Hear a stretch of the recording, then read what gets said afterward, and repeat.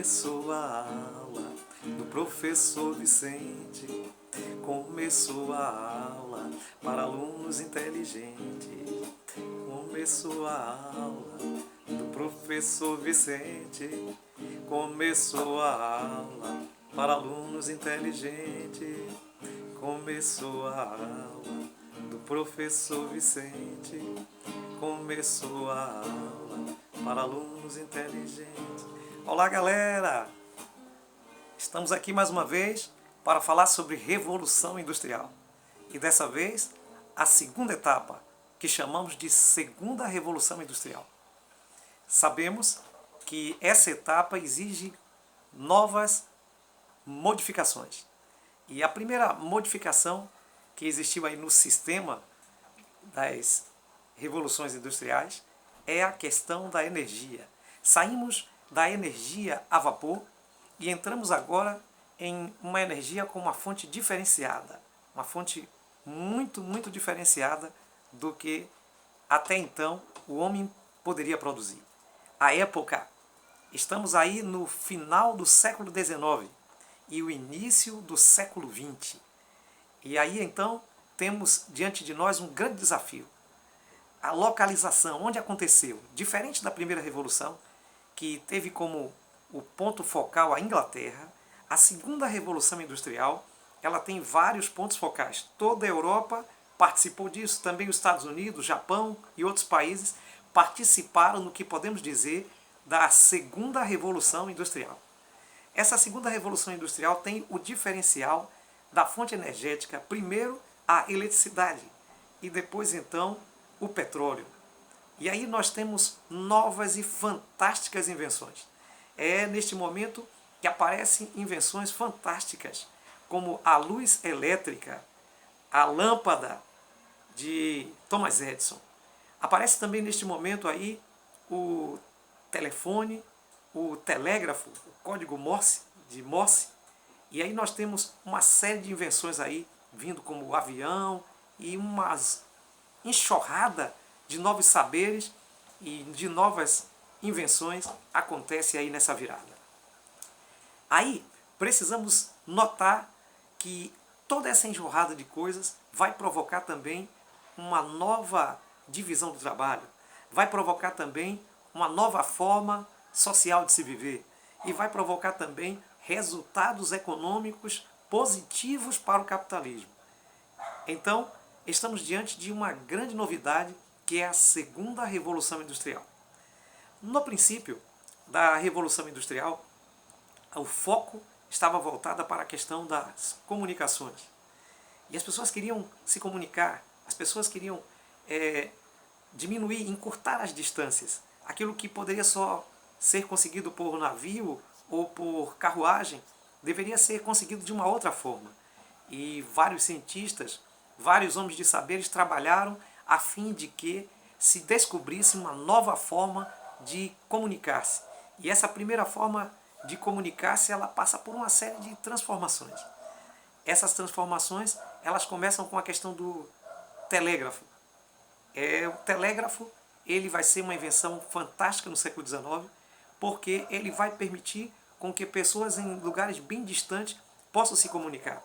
Não foi fácil essa invenção, mas Morse tentou de todas as formas meios dessa comunicação.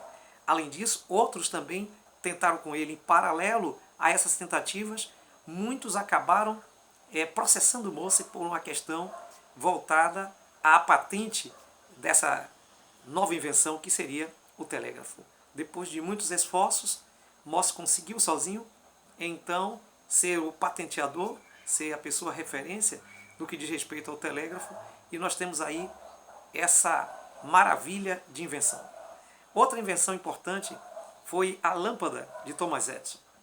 A lâmpada, ela iria de fato modificar e modernizar a vida social e a vida também trabalhista das pessoas, uma vez de que o ser humano até então era limitado pela claridade do sol. Haviam outras invenções que poderiam fornecer energia, mas nenhuma delas uma energia, nenhuma delas uma luz tão interessante que pudesse ter uma noite bem mais clara, uma noite bem mais segura com a questão de conforto que a luz elétrica vai produzir. E Thomas Edison, com a sua equipe, começa a desenvolver vários testes para então desenvolver o filamento, e ele chega a um filamento ideal, e então nós temos a lâmpada. Outras invenções paralelas, o automóvel. Essa é uma das mais importantes, o automóvel. O automóvel não sendo uma patente de uma só pessoa, mas sendo desenvolvido por muitos inventores. Começa inclusive no período do vapor.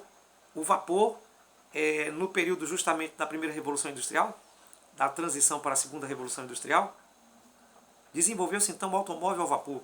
E esse automóvel ele vai variando de várias formas, com vários objetivos, primeiro para carregar canhões, depois para fazer trabalhos tipo tratores e máquinas, até chegar ao automóvel que a gente tem hoje.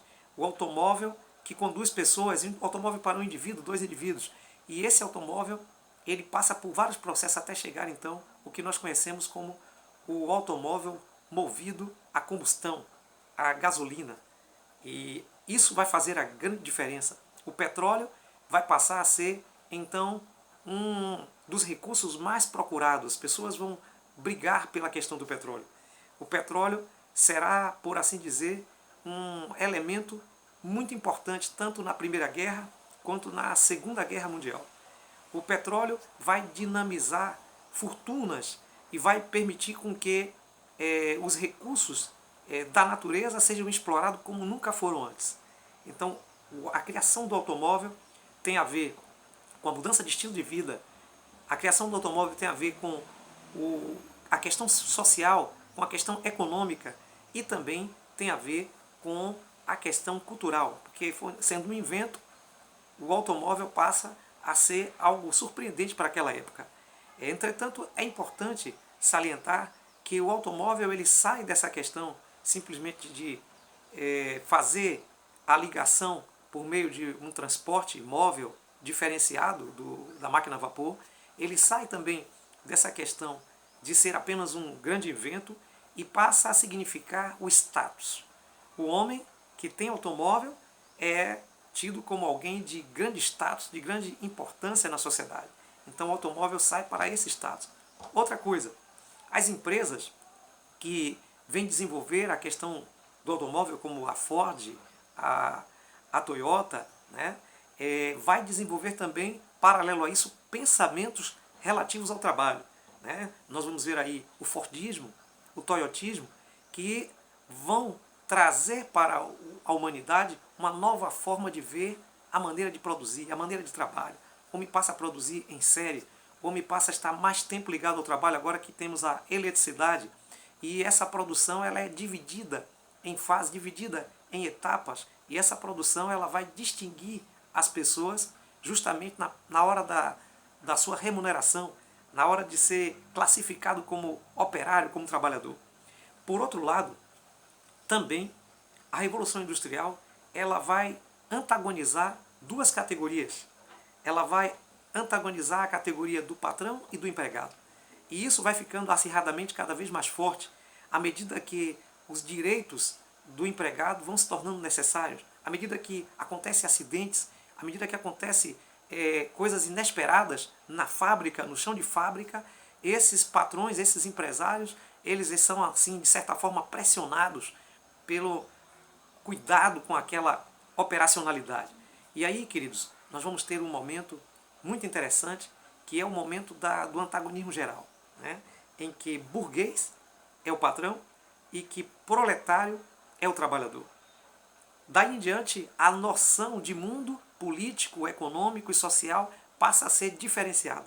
Duas correntes políticas passam a ser admitidas em toda a sociedade. O capitalismo, que é, na realidade, o foco central de todo esse movimento, de toda essa maratona, e do outro lado, o socialismo, que vem justamente com um discurso de resgatar aqueles que estão sendo explorados e que pode dar, por assim dizer, uma oportunidade de um mundo mais igual, um mundo mais comum. E isso vai se antagonizar até o início e mais adiante, né, do século XX, até meados do século XX, quando nós vamos ter as duas primeiras guerras. A Primeira Guerra Mundial, em 1914, e a Segunda Guerra Mundial em 1939. Essas duas guerras, elas vão dinamizar ainda mais o potencial da Revolução Industrial. E a vida jamais será a mesma.